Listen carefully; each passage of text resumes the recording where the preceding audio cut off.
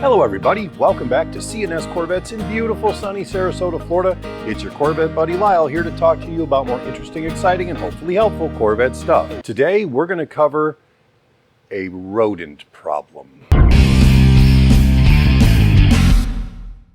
Hey guys, really quickly before we get started, we are almost at 72,000 subscribers. You guys have really responded well to our request to subscribe if you find value in our channel. I don't want to take a bunch of your time. I just wanted to say thank you. And please, if you aren't subscribed, please do. So if you guys view this channel regularly, on one of our most recent shop walk-around videos, we were discussing a silver 2009 Z06 Corvette that came in from Lakeland, Florida, that had had an engine fire caused by a rodent's nest that had been built on top of the right-hand exhaust manifold and cooked a bunch of the wiring and the spark plug wires and the coils and all this stuff. And we were able to, thanks to Blake's hard work, bring that car back to life. We had to replace the engine harness, we had to replace the front accessory harness, a bunch of other stuff. But when the car left here, it was great. Thankfully, that gentleman's insurance company covered that damage under rodent damage. But all told, granted, he didn't have to pay this, but the bill was almost $10,000 just from rodent damage and the resulting fire. So today we're going to talk about a year-round issue here in Florida and pretty much a spring, summer, fall issue up in the north. We need to talk about rodents. Now, there are a bunch of ways that you can go about protecting your car from rodent intrusion. The first and best way to do that is to make sure that whatever indoor space your car is inhabiting, being it your garage, your barn, your shop, that is a rodent-free area. So if you make sure the area is rodent-free, you don't have to do a whole bunch to the car to make sure that you don't have a bunch of nibble going on to your wiring or other important bits. Now, we here at the shop had a rodent intrusion problem just about a month ago, and we set the old school traps and this, that, and the other. And, traps, right? Big ones, because these were rats, not mice. And we'd come in, it's like, oh, I bet we got one today. And the trap was gone. We're like, super rats? What is this? So I was like, we need a different solution. So what I did was do some research online.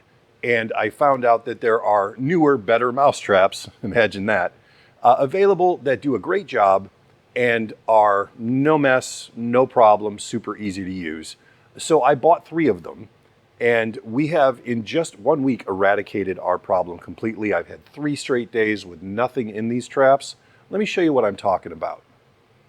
There's a company called Victor, and they make these guys. This is an electronic mouse trap. You put a little peanut butter down at this end, you put 4 AA batteries here, you turn on the switch, little light comes on, says ready to rock and roll, and you leave it. And when you come in the next day, you see a tail hanging out the back because they'd walk in and they get electrocuted. Done. There's no mess, there's nothing, there's no smell, there's no nothing. And all you do is walk out to the garbage can or dumpster and go and shake them out, reset the trap, and you're ready to go again.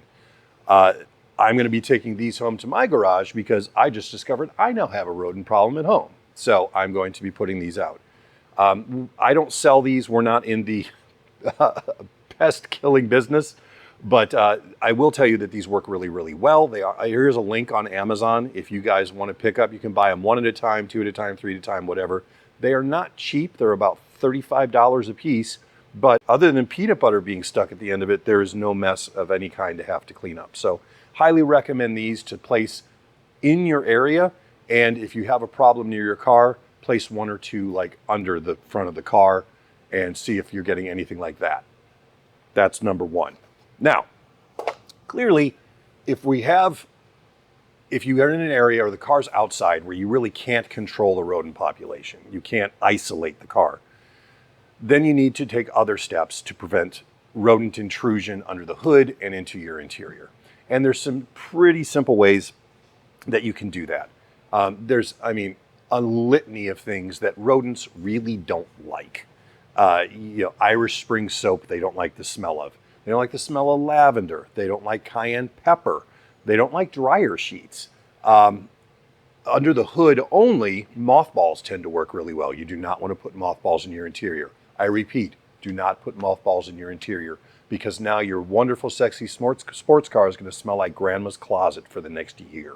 I did find one other product that is specifically aimed at automobiles, and it is called Mighty Mint. Here's a link to it on Amazon if you guys want to buy it there. This is a spray that is peppermint oil, and you can spray it in your engine compartment, you can spray it in your interior. It's not going to stain, it's not going to do anything like that, but what it'll do is keep rodents out of there because they don't like the scent, they don't like the taste, and it doesn't harm anything else. And this particular setup is for a car. You can see it's got the gallon jug with the spray nozzle on it, so you can apply that, exactly where you want it to be, and it doesn't really cost that much money compared to what rodent damage could be. So if you guys have had experiences with rodents in your car and you had other solutions short of burning down the garage, let me know in the comments below, and I'd be more than happy to share those in a future video. But take precautions now, because you don't want to have to repair the damage later.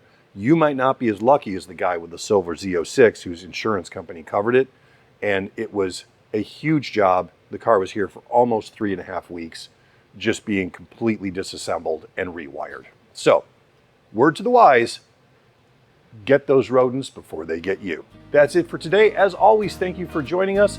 Any questions, put them in the comments below or email me, and I look forward to seeing you guys soon.